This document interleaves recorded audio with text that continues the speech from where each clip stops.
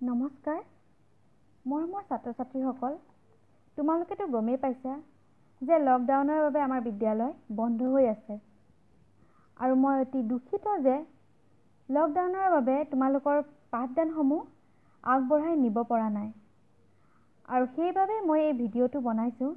যাতে কিছু সংখ্যক হ'লেও তোমালোকৰ পাঠসমূহ আগুৱাই নিয়াত মই সহায় কৰিব পাৰো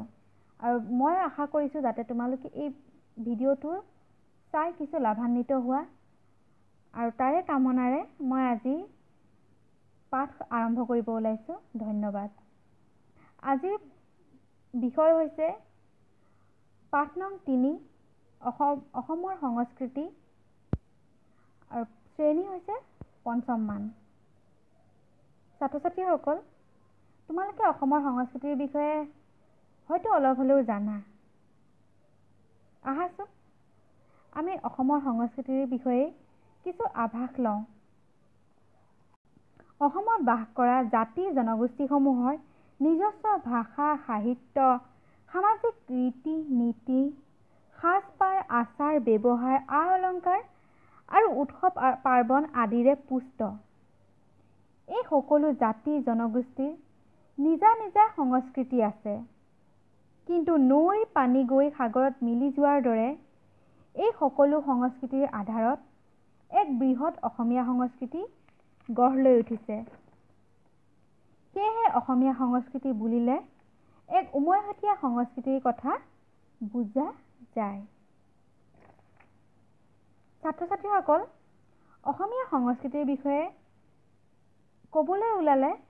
প্ৰথমতে আমি মহাপুৰুষ শ্ৰীমন্ত শংকৰদেৱৰ বিষয়ে জানিব লাগিব আহাচোন তেতিয়াহ'লে আমি মহাপুৰুষ শ্ৰীমন্ত শংকৰদেৱৰ অৱদান আৰু সৃষ্টিৰাজিৰ বিষয়ে কিছু আভাস লওঁ অসমীয়া সংস্কৃতিলৈ অৰিহণা যোগোৱাত মহাপুৰুষ শ্ৰীমন্ত শংকৰদেৱৰ অৱদান উল্লেখযোগ্য তেওঁ যিদৰে